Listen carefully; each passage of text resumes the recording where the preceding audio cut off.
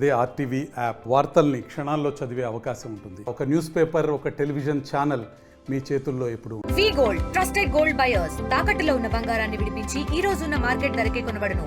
మరిన్ని వివరాలకు సంప్రదించండి 7710 ఏ తొక్కిసలాట జరిగినటువంటి సంఘటన ప్రాంతానికి సీఎం చంద్రబాబు నాయుడు చేరుకున్నారు. ఏదైతే జిల్లా కలెక్టర్, అదేవిధంగా టీటీడీ చైర్మన్, టీఓ అందరూ కూడా సీఎం గారితో పాటు వచ్చారు. ఏదైతే మనకు తొక్కిసలాట జరిగినటువంటి ఆ గేటు వద్ద సీఎం గారు వెళ్ళి పరిశీలించినటువంటి పరిస్థితి, ఏదైతే పార్క్ లోపలికంతా కూడా వెళ్ళి ఏదైతే ఈ గేటు ఏదైతే పార్క్లో ఉన్నటువంటి వెనక 2 గేట్లు ఉండగా ఆ గేట్లు ఎందుకు ఓపెన్ చేయలేదు అనేసి అని కూడా అధికారుల మీద సీఎం ఆవేశాన్ని వ్యక్తం చేసినటువంటి పరిస్థితి అయితే మనం చూడవచ్చు. అదే తరుణంలోనే ముందు ప్రధానంగా ఏదైతే భక్తులంతా కూడా ఈ యొక్క టోకెన్ జారీ క్యూ లైన్ మీదనే అందరి చూపు ఉంటుంది. ఈ తొక్కిసలాట జరిగే సమయంలో ఎందుకు వెనకుండా పార్కులో ఉన్నటువంటి వెనక 2 గేట్లు ఎందుకు మీరు యూజ్ చేసుకోలేదనేసి అని కూడా అధికారులని సీఎం నిలదీసినటువంటి పరిస్థితి. ఏదైతే ఇట్లా సంఘటన స్థలం జరిగినటువంటి ఈ యొక్క ప్రదేశాన్ని పూర్తిగా సీఎం చంద్రబాబు అయితే మొత్తం పర్యవేక్షించారు. ఏదైతే ఎక్కడ లోటుపాట్లు జరిగింది, అసలు మీరు ఎందుకు ఇంత నిర్లక్ష్యంగా వ్యవహరించారంటూ కూడా అధికారులను మందలించినటువంటి పరిస్థితి అయితే కనబడుతుందనే చెప్పాలి. ఏదైతే ఇక్కడ సంఘటన అన్నది చాలా విషాదకరమైనటువంటి సంఘటన. ఎప్పుడు ప్రశాంతంగా జరిగేటువంటి ఈ తిరుమల యాత్ర అనేది ప్రశాంతంగా భక్తులకు ఎప్పుడు కల్పించేటువంటిది.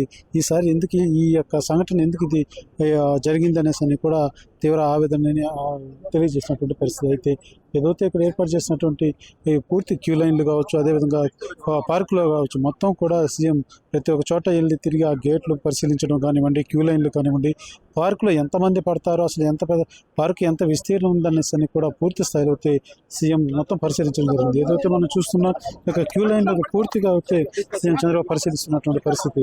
ఏదైతే ఆయనతో పాటు టీటీడీ అధికారులు కావచ్చు, మినిస్టర్లు కావచ్చు, ఒక్కరు కూడా పరిశీలిస్తున్నటువంటి పరిస్థితి. ఏదైతే ఈ యొక్క సంఘటన పట్ల ఆయన తీవ్ర నిర్బంధన అయితే వ్యక్తం చేస్తున్నటువంటి పరిస్థితి. ఏదైతే అధికారులు నిర్లక్ష్యం చేస్తారా ఏమనేది మాత్రం ఆయన అసహనం వ్యక్తం చేస్తున్నటువంటి పరిస్థితి.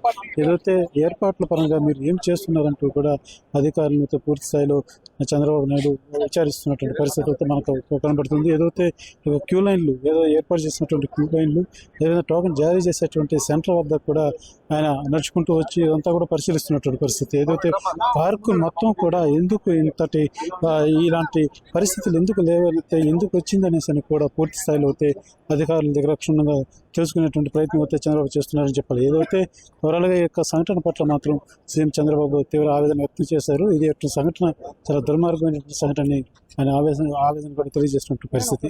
Vote studio. మరిన్ని వీడియోస్ కోసం ఛానల్ ని సబ్స్క్రైబ్ చేయండి. లేటెస్ట్ అప్డేట్స్ కోసం వాట్సాప్ ఛానల్ ని ఫాలో చేయండి. అండ్ లింక్ డిస్క్రిప్షన్ లో ఉంది.